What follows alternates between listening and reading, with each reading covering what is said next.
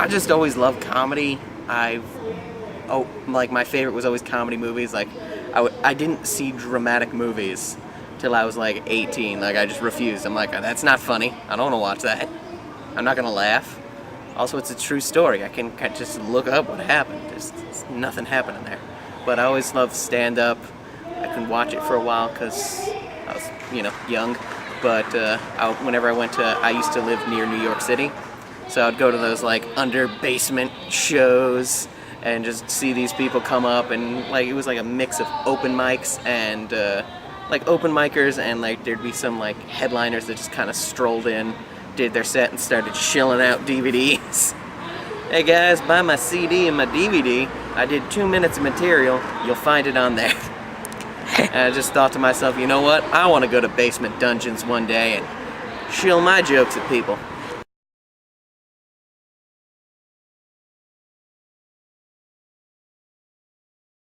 It was fun. I took one of those comedy classes because I had stage fright. Like I'd get up on stage, I'm just like, I don't remember anything. I'm gonna cry now. But I did that, got over stage fright. I think my first set was at the Other Bar. And it went pretty well, and then I did my second set at Sleuths, and then I met Mark Viola, and he told me how, someone needed to tell me I was garbage, so he did. And it was all rainbows and gumdrops from there.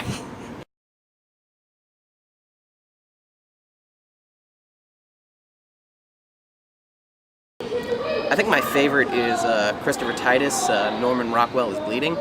I think that was like my favorite one for like years. Like I kept it on my DVR for 2 years straight, and I would just show it to like friends and family. Like, this is my favorite, you're gonna love it.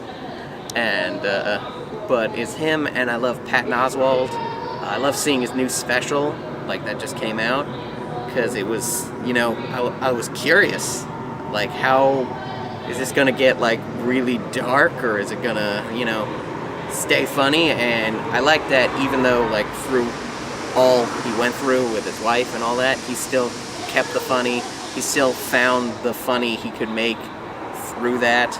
So like it shows that a comedian can, still kind of use comedy even through hard times. So I really like that special, and that was a recent one I enjoyed.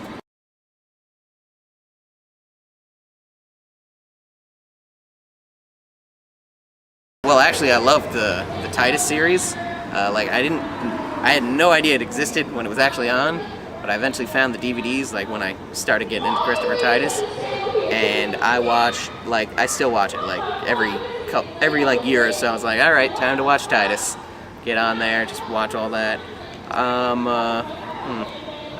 Did I see Ratatouille? I definitely saw Ratatouille, but it was so long ago. I was actually surprised the Food and Wine Festival had Ratatouille up there. Like, I was like, hey, it's Ratatouille. Oh yeah, that was Disney. Like, it was such a surprise, like, it clinked in my head. I don't know, let's see, I used to watch the Bill Engvall show. I got into that like the first season or so, and then kind of petered out for me. I actually wasn't a huge fan of like the Blue Collar Comedy Tour for a while. Just like it didn't connect in my head until I got older. But now I like Bill Engvall, and I like all of them. Like his name's just not coming to me. The older one drinks a lot. Oh, it's just not happening. Ron White. There we go. Oh God, I can't believe I couldn't. Like, I always forget names. Like I once went on stage and literally just forgot the main word in my set, and I'm like, oh shit, that was the one word I needed. That was it. And I'm like, oh no, new joke. Nobody panic. And then the whole audience panicked. It was a riot. I used to watch Mad TV when I was a kid, but I stopped for one reason and one reason only. They had too many commercials. Annoyed the crap out of me. And then the moment On Demand started, I just started watching SNL because they didn't murder me with commercials. Like, I literally would get so bored watching the commercials because it would be sketch, commercial, sketch, commercial. I gotta find a new function for that. But now I watch SNL all the time. I've loved the last couple seasons. unfortunately, probably because of the political climate, but they've also had like their own real good sketches. I feel like the writers have really been kind of like on their game, just doing really well. Hopefully we get to keep them throughout whatever scandals are happening. Yes, just no, stay away from the SNL writers. Just stay in the back, leave us alone.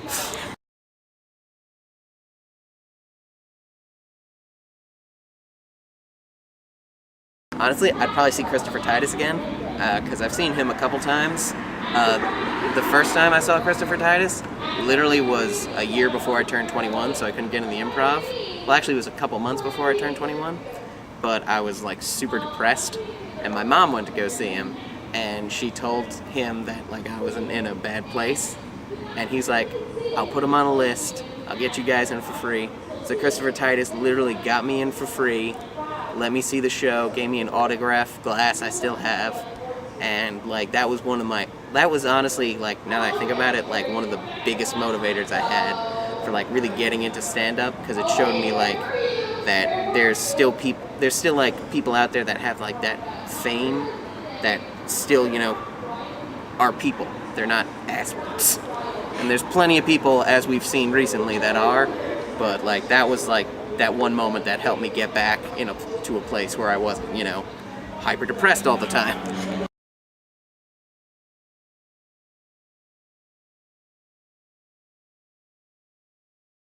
Titus, Patton Oswalt. I would actually like to see what Ron White would say about me. Let's see. Anthony Jeselnik. I do want Amy Schumer. I'm okay. Like, I know she'd do good, but I don't want to... Actually, you know what? I'll do Amy Schumer, because I'm curious now. I thought about it. I'm like, I want to see what she says.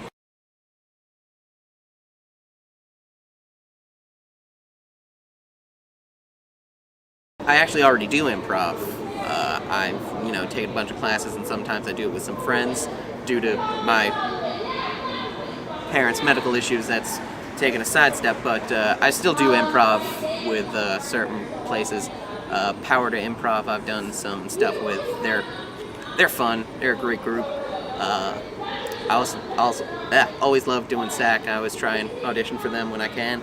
And I'd like to get into sketch. I was thinking of taking a class soon. I'm just saving up some money, so I'll probably get into that sooner or later.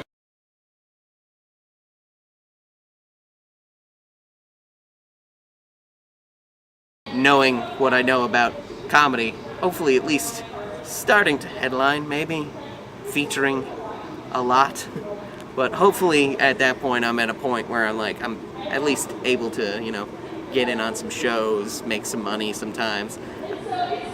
Would like to go on America's Got Talent, get super famous like Preacher, that'd be fun.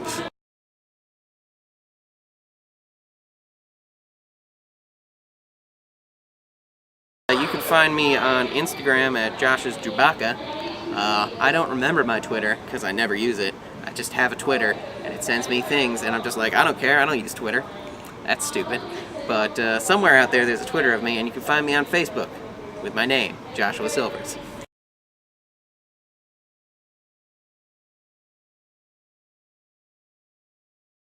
After my set is over, I would like them to think, wow, damn, that guy was hilarious. It's surprising he's such a virgin.